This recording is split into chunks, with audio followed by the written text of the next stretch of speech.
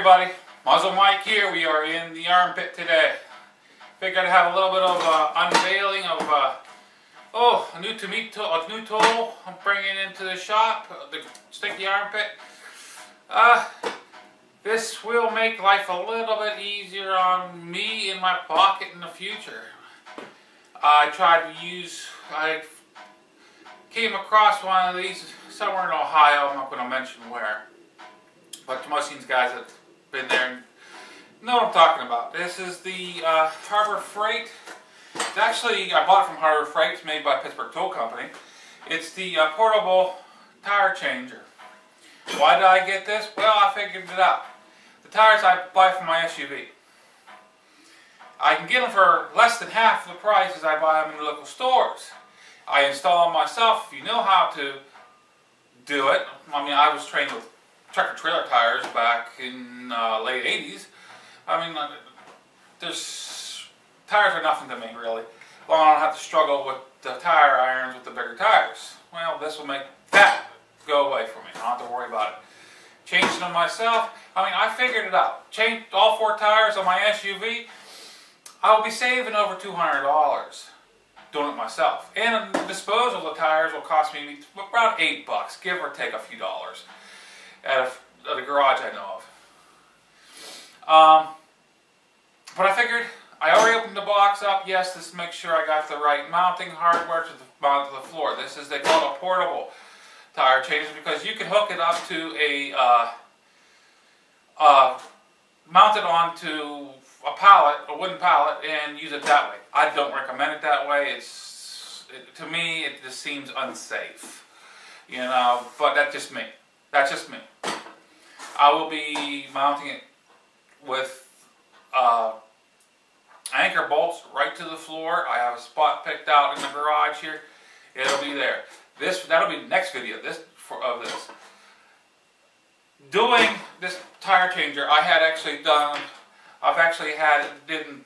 of it in different stages. First, to do the bottom part, the actual car, SUV, truck tire changer. You need that. Then I wanted to get the second part, which is actually goes on top of it, and that actually will help you do motorcycle tires. Yes, I can do them by hand. I know how to do them by hand. I've showed it many times on my videos. I can do it all by hand. But I kind of see it this way.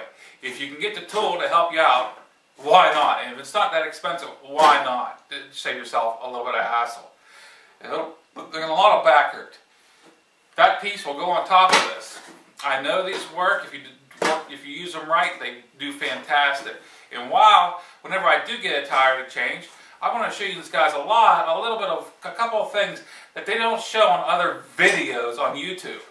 That they don't. I've went through a lot of the videos that show me how to do the tire changes, how to change tires and stuff, and I'm sitting there screaming at them. Come on, you need to do this, you need to do that. I've learned it through my diesel mechanic career. I mean, you need to do certain things, and they just don't do it. I mean, you should hear me screaming at my monitor. It's ridiculous. I'm like a crazy man sometimes, seems like. But this is the tire changer. And it will be used a few times in my garage for the SUV, and I will be buying the adapter for it for the bikes. And if I find that the way that I was taught for balancing, it's supposed to be balancing, it's not working for me, I'll more likely purchase the bubble balancer, and that'll get you to up to 100 miles an hour, which is, I mean, I don't race. It'll do me fine. Okay, let's move it on. First place, I purchased this from Harbor Freight. It's about 20 miles away from me, and it was, I mean, you find these for like $70 through Harbor Freight. They had this sale for, I think it was $39. I had a coupon because I'm on their mailing list. It took it down to $29. Took an extra $10 off. It was helping for the gas. Then you have these coupons where they normally have like 3 freebies you can pick out. I mean, normally it's like a flashlight, one of those little LED flashlights, tape measure, or even a multimeter. But I picked this time a set of screwdrivers to go on the bike. That way they'll be on the road with me. They're not great screwdrivers, but they'll get me through a pitch. Yes, they will. But I did open it up, like I said, to find.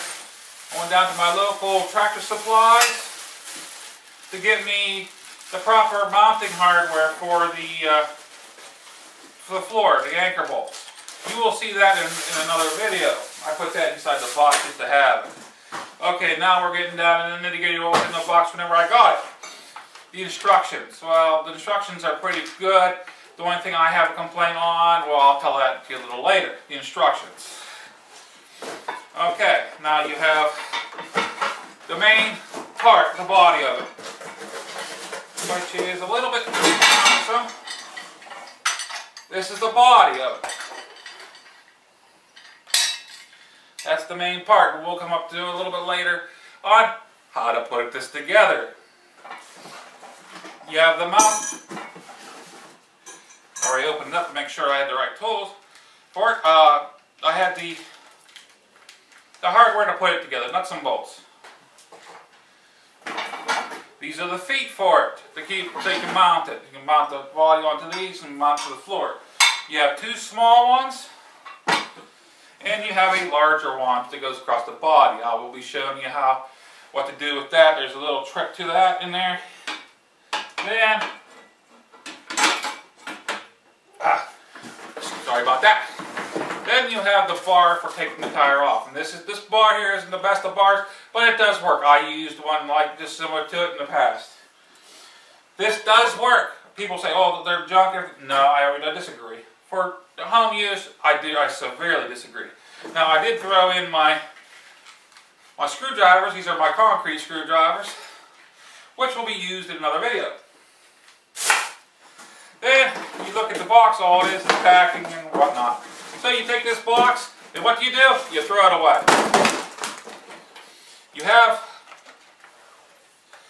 I have a workbench, a small, they call it a workmate. It'll help me out to show you this, and I will probably end up doing some close-up shots, so then I'll cut them in here and there.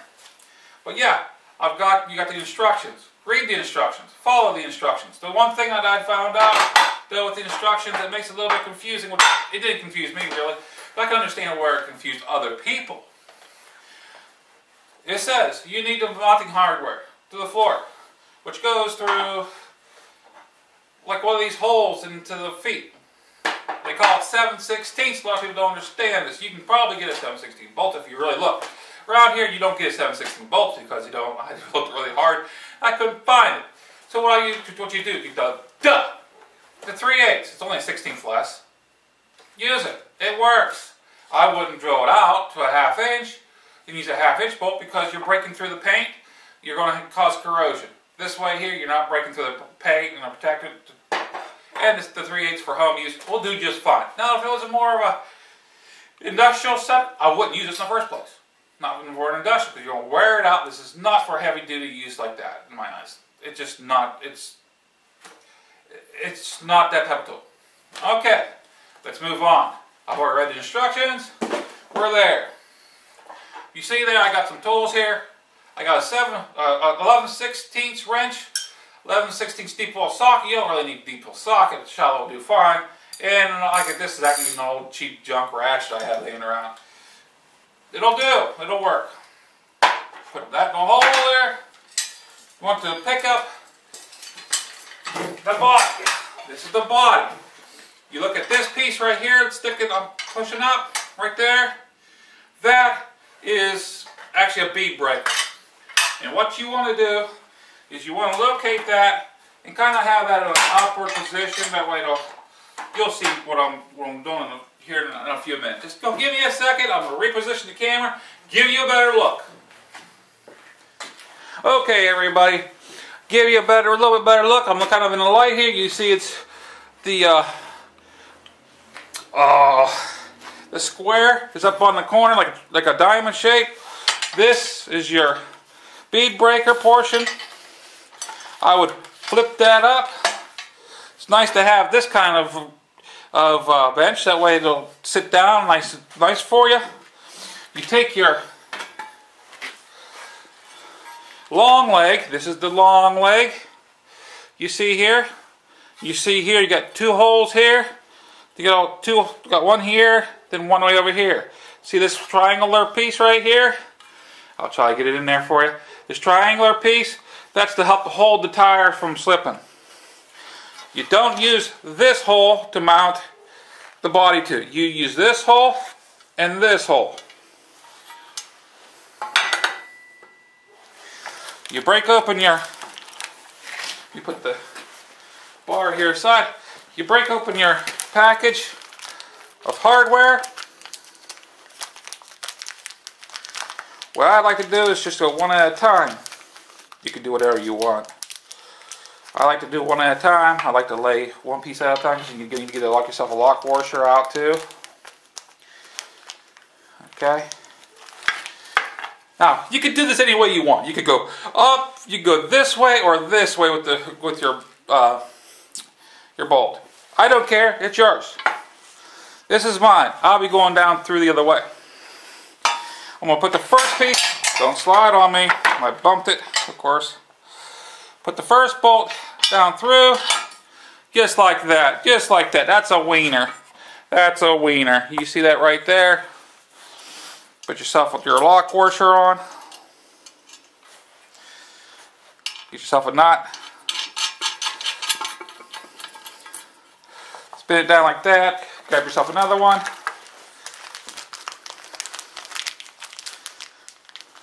This is not in an industrial, like I keep on trying to point out, this is not in an industrial use tool. This is for like the home, every now and then, or homeowner style. It'll save you some money. I mean, like I said, I just paid like $30 plus tax. In Pennsylvania, 6 cents, 6%, 6 cents on a dollar. So you can figure it out and do the total. Do the figures. But you can see, well, you can't really see too well. Yeah, you can kind of see in the bottom here that I put the second bolt through, cap screw, whatever you want to call it. Turns into a bolt as soon as you turn it, put the nut on. And you just tighten it down. Now they didn't have any specific torque specs or anything else for the people that are crazy about torque specs and stuff. You can do it, tighten down, you snug it down real good. Tight is tight, I was always told. So you don't have to go crazy about it.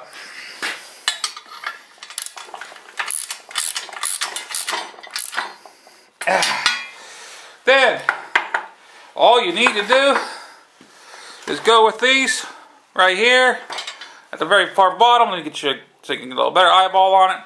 Get the very far bottom. All you do is you line up the little side ones, and bolt those on. I'll go ahead and do that, and then you'll see the finished product. Really easy. Kind of on the end note here. Figure for you guys that might be wondering what this would look like with a tire on. I went ahead and threw the trailer tires I have, one of the tire tires on, so you get an idea what it looks like. Get a closer up view out of here. This is that piece that screws on and off really easily. This is the holder. You have the stud right here that comes up through the lug hole, it's not mounted to the floor yet, but you can get an idea what it looks like. This is an ending note. But this is MuzzleMike. Saying, hope you enjoy this video. Have a great day. Signing out.